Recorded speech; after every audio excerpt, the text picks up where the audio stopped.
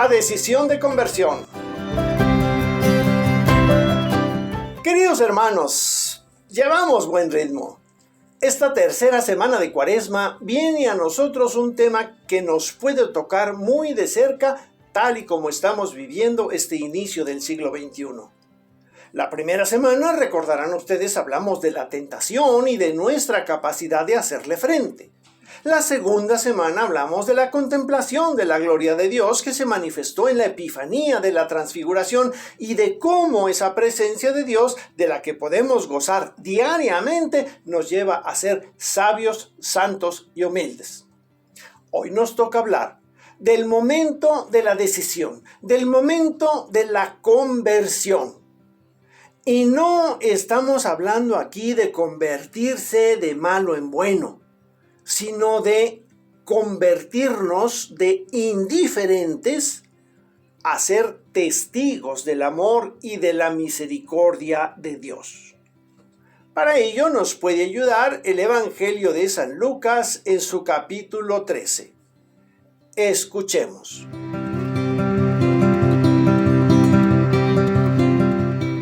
En ese momento se presentaron algunos ante Jesús para informarle que Pilato había asesinado a unos galileos y mezclado su sangre con los sacrificios que ofrecían.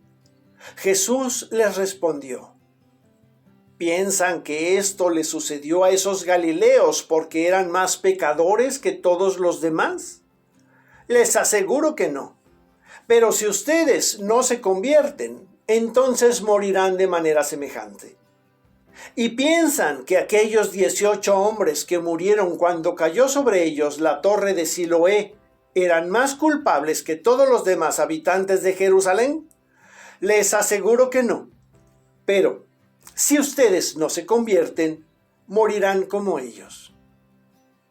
Jesús les dijo también esta parábola. Un hombre tenía una higuera plantada en su viña. Fue a buscar frutos en ella, pero no los encontró. Entonces dijo al cuidador de la viña: ya hace 3 años que vengo a buscar frutos en esta higuera y no los encuentro. Córtala. ¿Para qué va a seguir ocupando terreno en balde?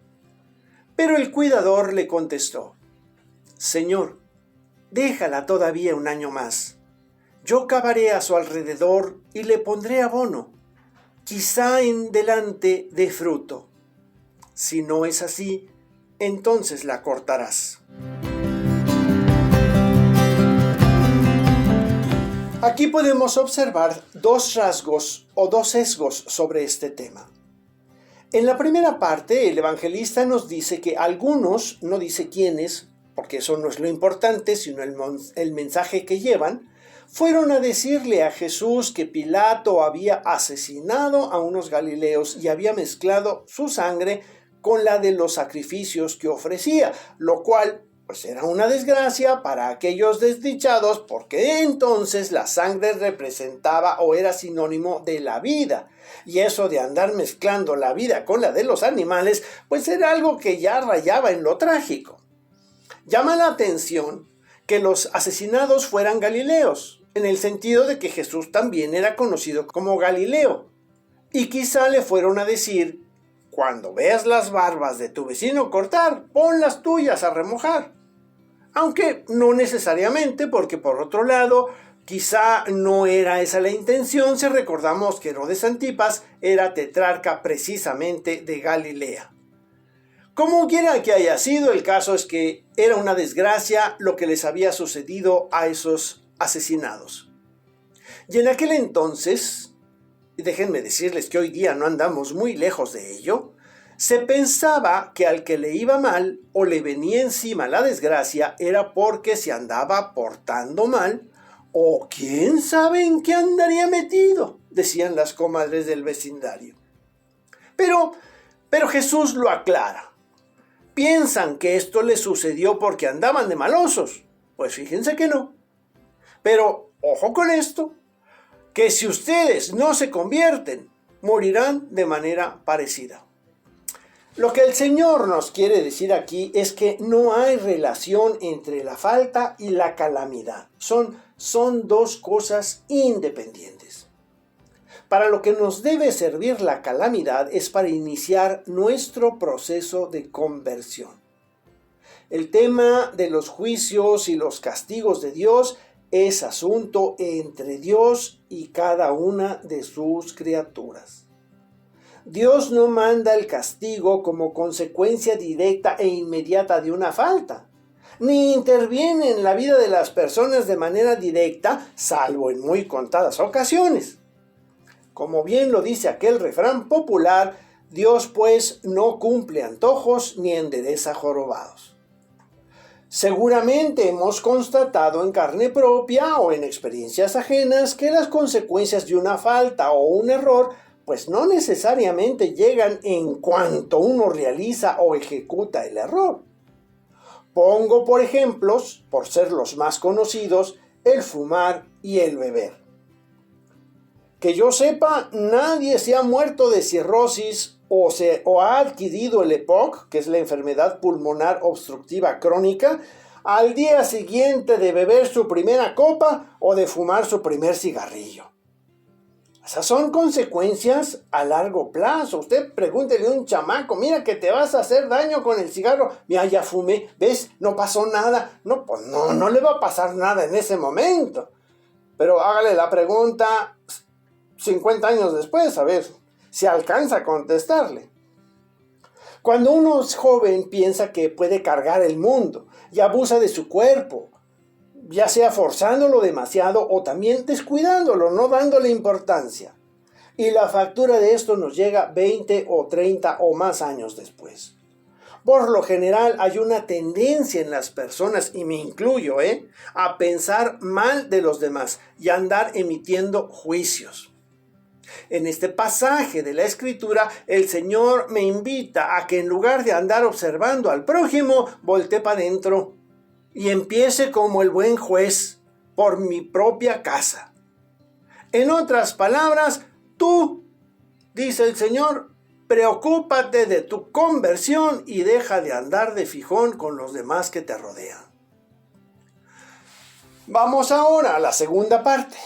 La parábola nos habla de una higuera, un árbol frutal. Se les llama frutal porque al igual que muchos otros árboles parecidos, pues se espera que den fruto. El significado bíblico de higuera es seguridad y calma, y se refiere al árbol habitual en las antiguas tierras bíblicas. Es un árbol que es capaz de vivir en terrenos pobres, complejos, incluso es capaz de desarrollarse en terrenos pedregosos. El árbol de la higuera aparece en múltiples textos bíblicos, y uno de estos árboles fue maldecido por Jesús, ya que no daba los frutos que se supone que debía dar. Este árbol era considerado básico en esos tiempos en el concepto de alimentación de la población. En concepto metafórico aparece en la Biblia refiriéndose a que si te sientas bajo la sombra de una higuera es que estás en un lugar relajado y tranquilo.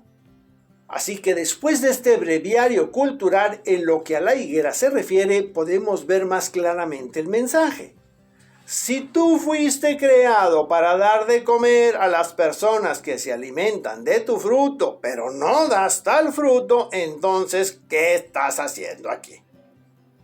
Como quien dice, estás nomás calentando banca. Estás ocupando el terreno de balde, no estás cumpliendo tu objetivo. El Padre espera de ti una respuesta, pero después de 3 años, ojo con el número, Si recordamos que 3 significa totalidad, quizá quiere decir que significaría que alguien no ha dado fruto jamás en los 10, 20, 30, 50, 60 años que tiene, y si sigue como va, ni lo dará, como decía don Teofilito. Pues entonces, por lógica hay que cortarlo. Sin embargo, el cuidador, que es Jesús, pide paciencia al Padre para ver si la necia higuera se convierte, cambia sus actitudes y si deja de ser indiferente al mundo y se aplica a vivir en beneficio del prójimo y de sí mismo con una vida santa. Este es el momento de la decisión. Dios te tiene paciencia y es infinita, no se le va a acabar. Pero el tiempo que tú tienes para tomar la decisión no es infinito, ese sí se acaba. Así que no te tardes mucho. No sea que la muerte te sorprenda antes de la decisión y tengas que ser cortado o mueras aplastado por alguna torre, aunque no sea la de Siloé. Soy Jorge Cervantes del Instituto Bíblico San Jerónimo. Hasta la próxima.